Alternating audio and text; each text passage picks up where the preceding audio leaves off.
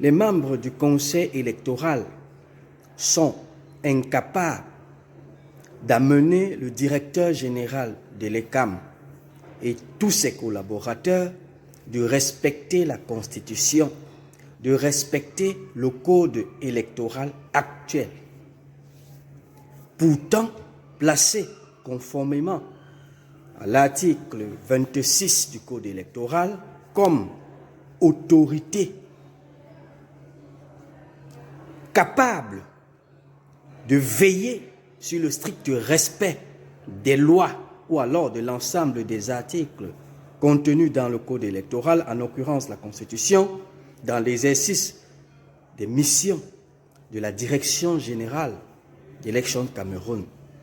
Peuple camerounais, chers compatriotes, je me permets de faire cette sortie ce matin tout simplement pour attirer l'attention encore une fois de plus de l'ensemble des membres du conseil électoral dans notre pays, commençant par son directeur ou alors son président, en la personne du docteur Eno, y compris de l'ensemble des membres du conseil électoral, ceux d'ailleurs qui ont été nommés le 20 décembre 2024, que l'on peut ici nommément citer, Nangachal et Jean-Bernard Mboutouzé, qui en ce moment travaillent pour le compte du conseil électoral.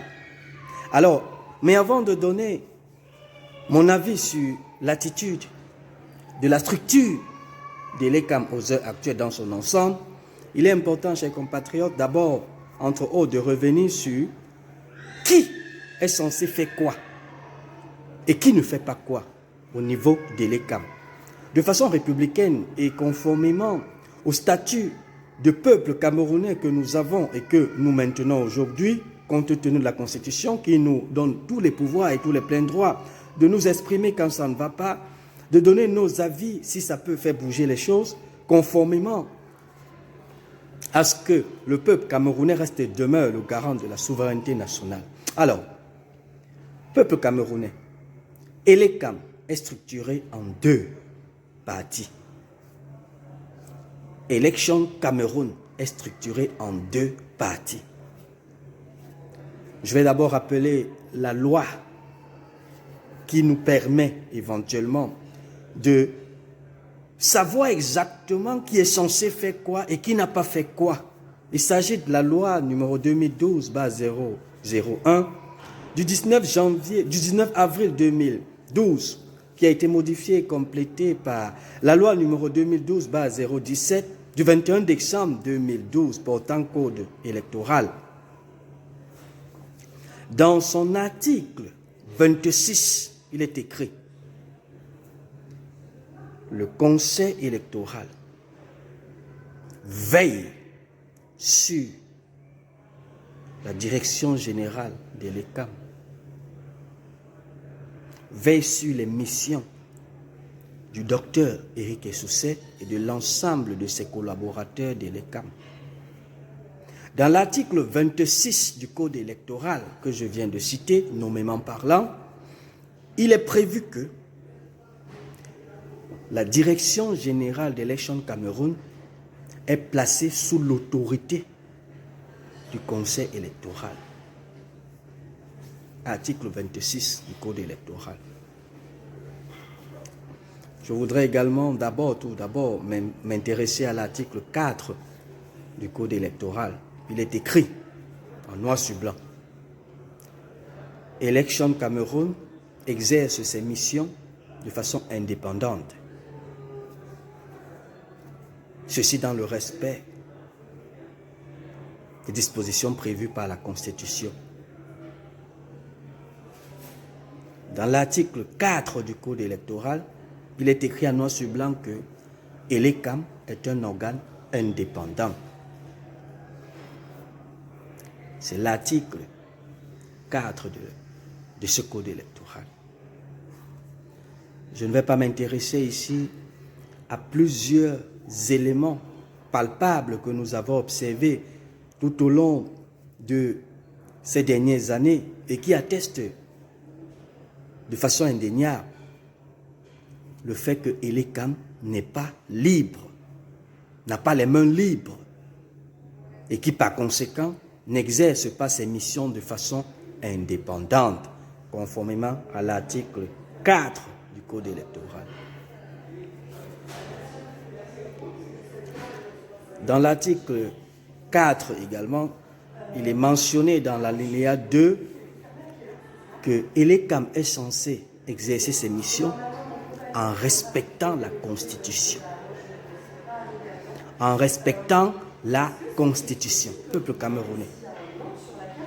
Il y a lieu de se parler en se regardant dans les yeux avec nos autorités, avec ces personnalités de la République qui au quotidien bouchent les oreilles entre autres après avoir observé des Camerounais se lever pour crier, même étant abattus compte tenu de l'état actuel des choses dans notre pays, et que malgré tout cela réuni, ces autorités refusent complètement d'ouvrir les oreilles et de comprendre qu'entre autres, nos différentes sorties visent tout simplement l'intérêt supérieur de la nation, à l'égard de ce que on ne saurait tout le temps entendre dire par certaines autorités administratives que le Cameroun est un État de droit, est un pays démocratique, alors que à l'intérieur de ce pays-là, on a des autorités administratives qui ne respectent pas les lois, en l'occurrence la Constitution. Après avoir complètement terni l'image de notre pays, après avoir complètement démontré aux yeux du monde que, malgré le fait que la Constitution leur ordonnant, ou alors les plaçant comme étant des responsables en matière de constitutionnalité, après avoir renié complètement leur mission qui vise à veiller sur la régularité de l'élection présidentielle au Cameroun, on a été également choqué de voir le Conseil constitutionnel en date du 21 janvier 2025, au cours de l'audience avec le MRC et l'ECAM, se déclarer incompétent vis-à-vis des missions qui sont clairement définies dans l'article 48 de la Constitution.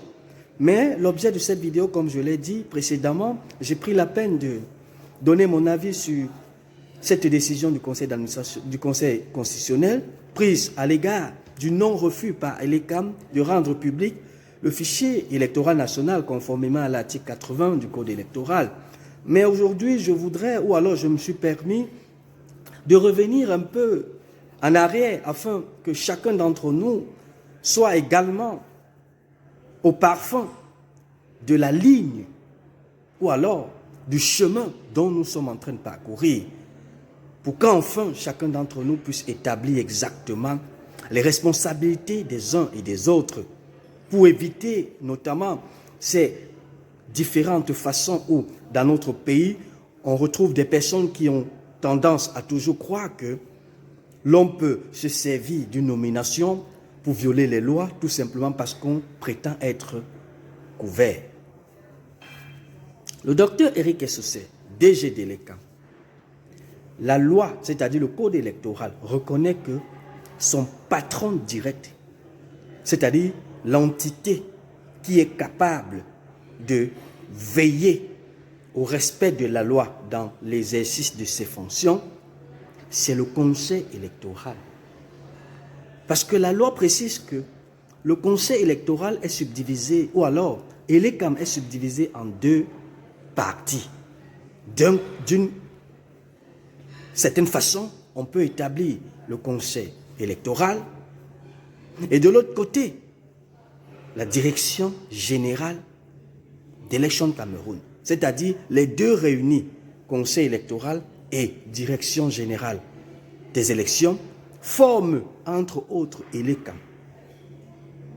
Et la loi précise dans son article 26, comme je l'ai dit à l'entrée de cette sortie, que le Conseil électoral est celui-là qui est censé veiller au strict respect de la loi dans l'exercice des missions de la Direction générale d'élection Cameroun. C'est-à-dire quoi?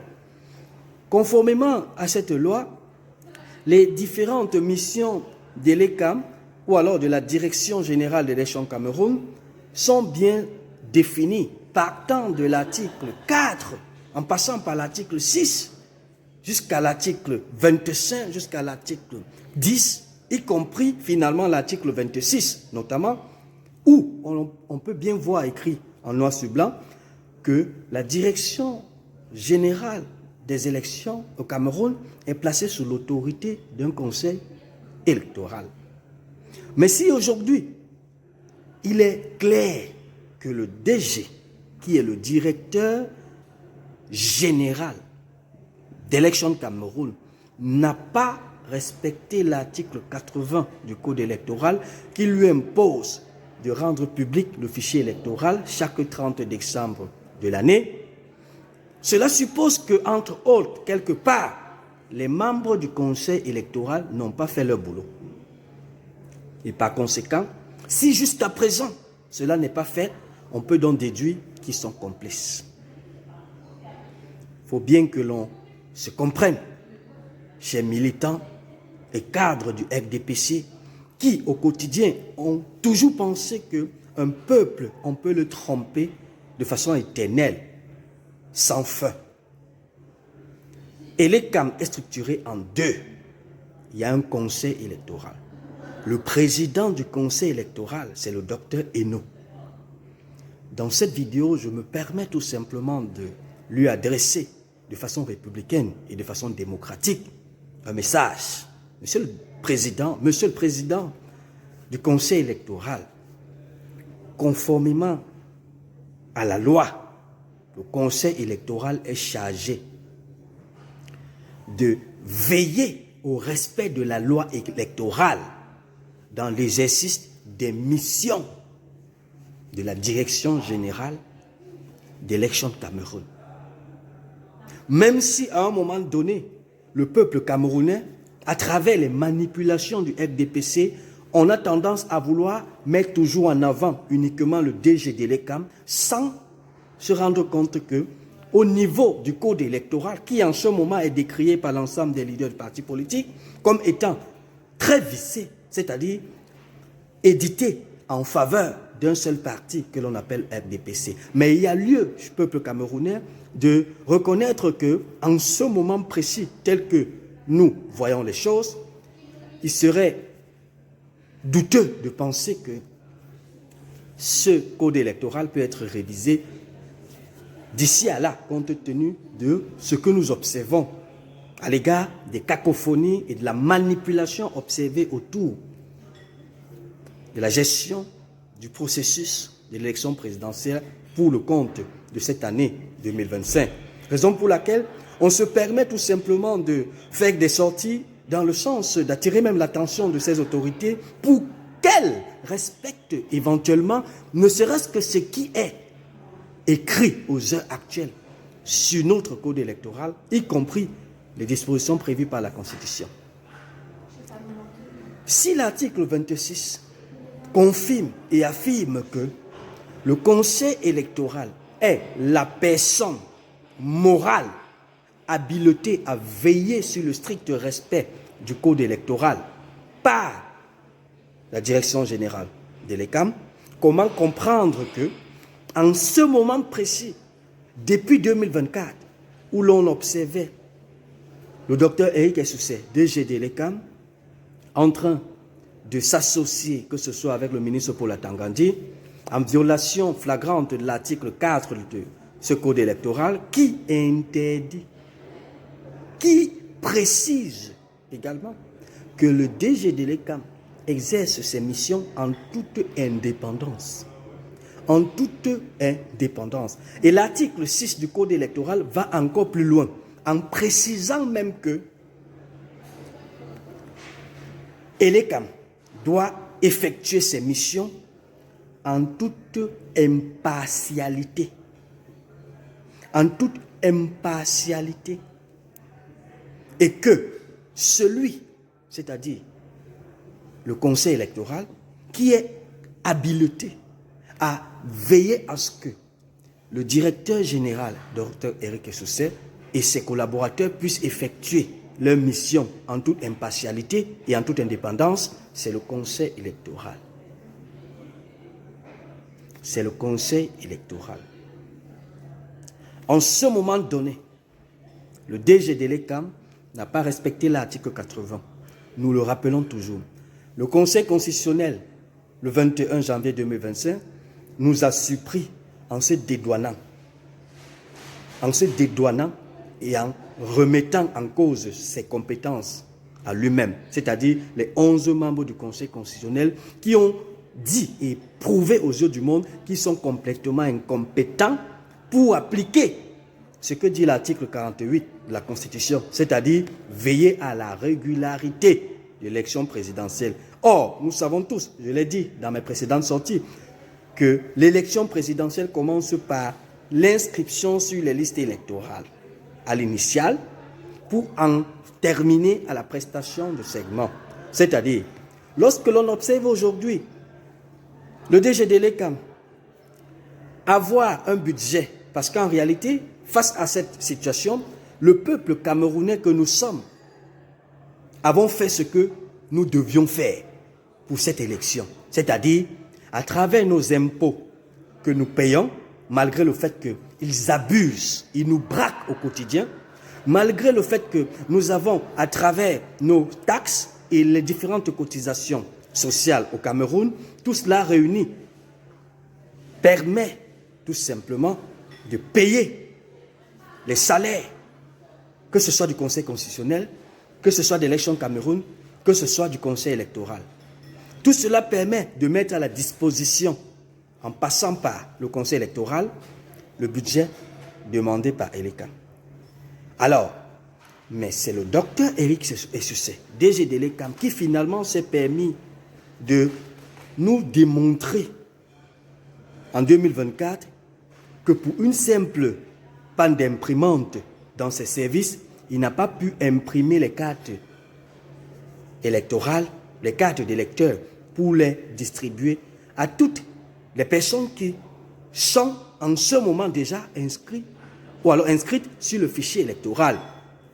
En 2024, il nous a également démontré que, en réalité, plusieurs Camerounais qui allaient se faire inscrire sur les listes électorales et qui ne recevaient pas les récépissés en violation des dispositions prévues par l'article 72 du Code électoral, y compris l'article 71, toutes ces personnes, le docteur Éric Essusé s'est justifié en disant que c'était parce qu'ils étaient en pénurie de papier et tout le reste. Et par conséquent, dans l'une de ses sorties en fin d'année, il a rassuré le peuple camerounais que les cartes d'électeurs devaient être rapidement imprimées et distribuées conformément à la loi. Oui, nous avons sans doute également dénoncé la tentative de fraude préélectorale qu'il a orchestrée en allant supprimer 120 000 noms sur le fichier électoral, tout en revenant se cacher derrière les idées comme quoi il s'agit des problèmes d'empreinte digitale et tout le reste. Et lors d'une conférence de presse, il a osé informer à l'opinion nationale et internationale comme quoi l'une des causes de la suppression de ces noms est le fait que certains Camerounais et Camerounaises qui travaillent dans les champs ont des mains qui sont parfois fissurées et tout le reste, ce qui peut justifier, entre autres, le fait que les empreintes n'ont pas bien pris au niveau de ces appareils. Mais cependant, on peut se poser la question, et on s'est d'ailleurs posé la question de savoir comment un Camerounais pouvait recevoir un récépissé après avoir été inscrit et qu'en retour on vient dire qu'il y a un problème d'empreinte. Alors que l'on sait que face à l'ensemble du processus d'inscription sur les listes électorales, la phase des empreintes constitue une étape à l'inscription, de telle en sorte que lorsque toutes les étapes ne sont pas réunies, on ne saurait imprimer un récépissé, logiquement parlant. Même quand on n'est pas travailleur ou employé de l'ECAM, on peut quand même comprendre que face à une machine qui doit générer un récépissé, après toute inscription, si la machine ne confirme pas toutes les étapes prévues par l'inscription, on ne saurait, entre autres, avoir un récépissé. Mais comment comprendre que le docteur Éric Essoussé et ses collaborateurs puissent donner des récépissés aux Camerounais, confirmant leur inscription, pour ensuite venir justifier le fait que certains noms ont disparu sur les listes électorales avec le problème d'empreinte? C'est absurde. Mais finalement, pour essayer de s'en sortir, au cours de l'une de ses déclarations en fin d'année, notamment en novembre 2024, il a rassuré l'opinion nationale et internationale comme quoi, le 30 décembre 2024, il devrait en principe remettre les 120 000 noms dont il avait fait disparaître de façon frauduleuse sur le fichier électoral national. Et comme nous avions en ce moment-là prévu, ou alors décidé de vérifier exactement si les 120 000 noms seraient réellement restaurés sur le fichier électoral, on peut donc comprendre qu'en retour, en ce moment donné, ce qui empêche de près ou de loin le docteur Éric Essoussé de rendre public le fichier électoral national peut aussi être le fait que les noms, les 120 000 noms portés disparus précédemment, peut-être n'ont pas été totalement restaurés. D'où notre engagement à rester en alerte dans la mesure de voir clair exactement sur le fichier électoral conformément à la loi. L'article 80 qui impose au DG de l'ECAM de nous présenter le fichier électoral national chaque 30 décembre de l'année, ce qui n'a pas été fait. D'où les différentes requêtes, y compris des revendications que nous ne cessons, que ce soit par voie médiatisée, ou alors des revendications sur le plan judiciaire, telles que sont en ce moment en train de faire l'ensemble des membres du MRC, c'est-à-dire le leader, y compris les avocats, qui en ce moment donné, après avoir été déçus du comportement du Conseil constitutionnel, qui a clairement démontré son incompétence, à veiller sur la régularité de l'élection présidentielle, alors que la loi, l'article 48 de la Constitution, lui donne tous ses pouvoirs. Mais cependant, comme je l'ai dit dans mes précédentes sorties, si le Conseil constitutionnel dit « lève les mains » en ce moment donné, cela voudrait dire que même pour publier les résultats de l'élection présidentielle, j'espère qu'ils seront incapables de dire également que, compte tenu du fait que le 21 janvier 2025, nous avons été incompétents pour veiller sur la régularité de l'élection présidentielle, partant par l'imposition ou alors la demande à ELECAM de respecter la loi, notamment de rendre public le fichier électoral pour permettre aux Camerounais d'appliquer l'article 81 du Code électoral qui leur demande et qui leur donne des privilèges d'aller vérifier si leurs noms sont inscrits sur le fichier électoral national ou pas et d'en faire des modifications. Cependant, peuple camerounais, le Conseil électoral, parce que c'est de ce Conseil qu'il s'agit en ce moment, après avoir été déçu face au comportement du Conseil constitutionnel, nous revenons face au Conseil électoral qui est censé, conformément à la loi, de veiller au respect de la loi électorale dans l'exercice des missions de la Direction générale d'élections de Cameroun. Le docteur Eno, président du Conseil électoral, il est établi qu'en ce moment donné, votre collaborateur, directeur général d'élections de Cameroun, docteur Éric Essoussé et ses collaborateurs, ont violé l'article 80 du Code électoral et rendent impossible la mise en application de l'article 81. Faites votre travail conformément à l'article 26 du Code électoral, Monsieur le Président du Conseil électoral. Également, l'article 6 est bien clair. L'article 6 précise clairement que tout cela doit se faire de façon impartiale, sans interférence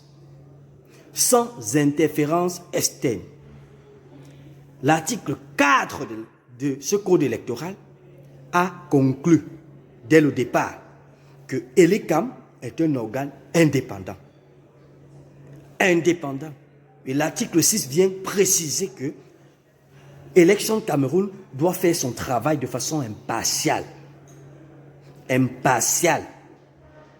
Pendant que l'article 26 précise que si le directeur général de l'ECAM ne fait pas bien son travail, la personne morale habilitée à lui dire de faire bien son travail, c'est le conseil électoral.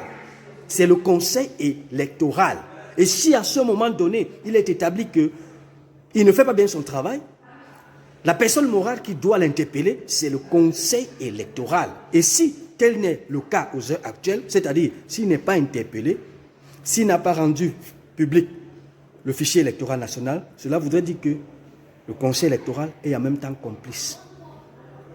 Ça veut dire que le docteur Eno, président du conseil électoral, et ses collaborateurs, en l'occurrence Jean-Bernard Boutouzé et Nangachal, qui ont été nommés dans le décret précédent, c'est-à-dire, comme on pouvait le constater, chers compatriotes, nous avons fait face à une nomination en 2024 qui n'était pas trop catholique, excusez-moi du terme, qui n'était pas trop compréhensible, dans la mesure où, déjà avant de donner mon avis sur cette nomination, je voudrais tout simplement vraiment me poser des questions de savoir, dans un pays qui se veut démocratique, est-ce que l'on peut se permettre, à la veille d'une élection comme celle-là, procéder à des nominations qui peuvent remettre en question l'impartialité et l'indépendance d'une institution ou alors d'un organe comme Elecam?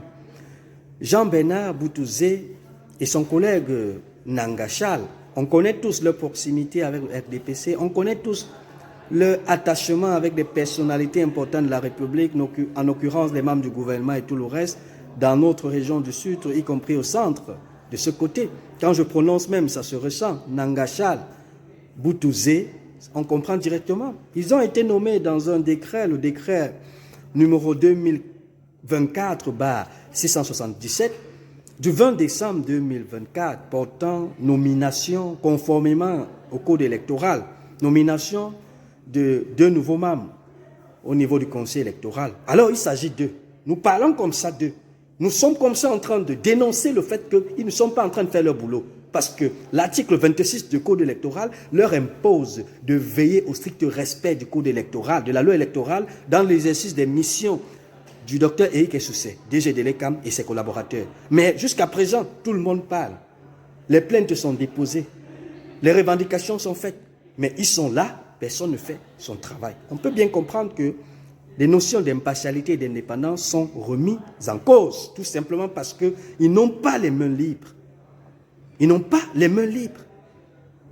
Je me suis permis de rappeler tout simplement ces différents articles à travers cette sortie pour éveiller également les consciences de ces hommes politiques à l'égard desquels on a toujours l'habitude de vouloir prendre des responsabilités des uns et attribuer aux autres pour enfin dire que c'est parce que on n'a pas été vigilant à tel et tel niveau que telles choses sont arrivées. Mais il est important de dire aux Camerounais que l'ECAM est subdivisé en 2 parties.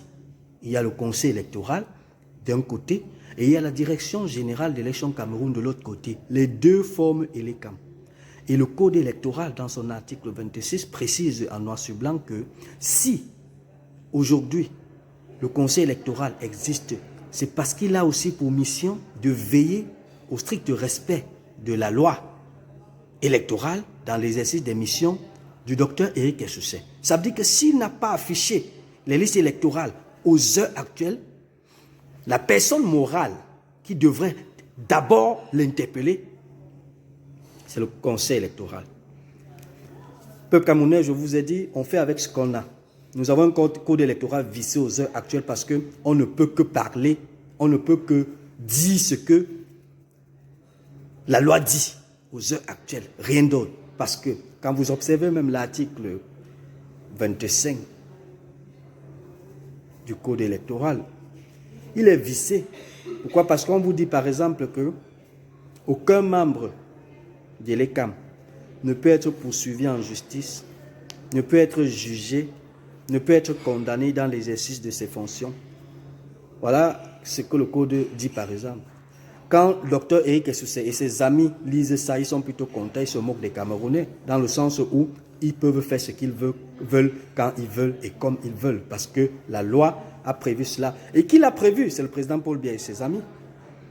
Tout comme le président Paul Biya lui-même au niveau de la Constitution, dans l'article 53, il a tout fait pour mettre en avant ses collaborateurs, membres du gouvernement, vis-à-vis de la justice en cas de danger, sachant que le même article 53 précise que nul n'a le droit de poursuivre le président de la République dans l'exercice de ses fonctions. C'est-à-dire qu'au Cameroun, aux heures actuelles, le président de la République, quel que soit ce qu'il va faire, que ce soit faute grave, faute lourde ou alors trahison de haut niveau, l'article 53 de la Constitution le protège. Et il a ajouté cela à quel moment? En 2008.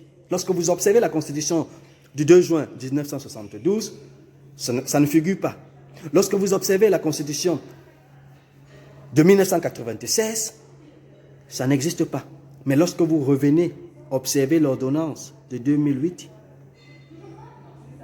l'ordonnance du 14 avril 2008, dans son article 53, le président Paul Biya précise que ses ministres, y compris son premier ministre, peuvent être poursuivis par la justice en cas de faute lourde, en cas de haute trahison. Mais lui, président de la République, non. C'est mentionné. On peut donc comprendre que même le code électoral, sachant que c'est lui qui nomme les membres du Conseil constitutionnel, on peut comprendre pourquoi Clément Atangana et ses collaborateurs, quels que soient les faits que l'on peut leur présenter, y compris les 32 PV qui sont portés disparus en 2018 et qu'ils ont quand même déclaré et proclamé l'élection présidentielle sans tenir compte des 32 PV qui avaient été signés et dont le MRC a réclamé jusqu'à aujourd'hui sans jamais voir ou alors savoir où c'est passé. On peut comprendre pourquoi, quels que soient les cas, c'est irrecevable. C'est le président Paul Biya qui nomme les membres du conseil électoral. Comme je vous l'ai dit tout à l'heure, Jean-Bernard Boutouzé et son ami Nanga Charles ont été nommés par le président Paul Biya le 20 décembre 2024 pour s'ajouter aux autres membres du conseil électoral qui ont été nommés par le chef de l'État Paul Biya. Tout comme les membres de l'ECAM, le DG de l'ECAM, Dr Éric Essousset et son adjoint ont été également nommés par le chef de l'État. On peut donc comprendre qu'ils sont dans la logique de ce que la personne qui me nomme, je travaille pour cette personne. Alors que nous sommes dans un pays qui se veut démocratique, dans lequel on considère que tout doit se faire dans le strict respect de la loi, en l'occurrence de la Constitution, ce qui n'est pas le cas. Alors, je voudrais conclure ma sortie encore ce jour en tendant également la main à nos papas, à nos mamans qui sont dans les villages, à l'égard de tout ce que je viens de décrire dans cette vidéo arrive à notre pays tout simplement parce que longtemps, on n'a pas voulu, peut-être pas parce qu'on n'était pas au courant de tout cela, mais on se dit, pendant 42 ans, lorsque l'on a espoir que ça va changer, que ça ne change jamais, à un moment donné, il faut qu'on se dise les vérités et que l'on cherche plutôt à rattraper le temps perdu. Raison pour laquelle, chers compatriotes, maman, papa, vous qui êtes dans des régions du pays, votons utile en 2025. Ceci dans le sens de récupérer notre pays dans les mains des personnes de hors-la-loi. Parce que c'est comme ça qu'ils peuvent être qualifiés. Un pays dans lequel, à tous les niveaux, on ne respecte pas la loi, c'est un pays qui est mis en mal. C'est un pays dans lequel il ne fait pas bon vivre. Restaurons l'image de ce pays-là et nommons des dirigeants, votons des dirigeants qui sont capables de respecter la Constitution, respecter le code pénal, respecter le code électoral, respecter l'ensemble des accords et des arrêtés, des traités qui sont signés, que ce soit en interne ou en externe. Respectons entièrement cette conviction, peuple camerounais, et ainsi, cette année, nous sera utile. Mais si tel n'est le cas, si nous continuons à aller manger les riz de 15 000 francs, dont on a observé le RDPC en train de s'en servir en ce moment pour manipuler mentalement et psychologiquement le peuple camerounais comme d'habitude à l'approche des élections, si nous continuons dans ce sens, les conséquences, je ne suis pas sûr que nous pourrons les supporter. Parce que nous sommes déjà assez piétinés à l'égard de l'image de notre pays qui est traîné dans la boue par les attitudes des membres du gouvernement, y compris l'ensemble des collaborateurs directs du chef de l'État aux heures actuelles. Je suis Fernand Tech, à bientôt. Ciao, ciao.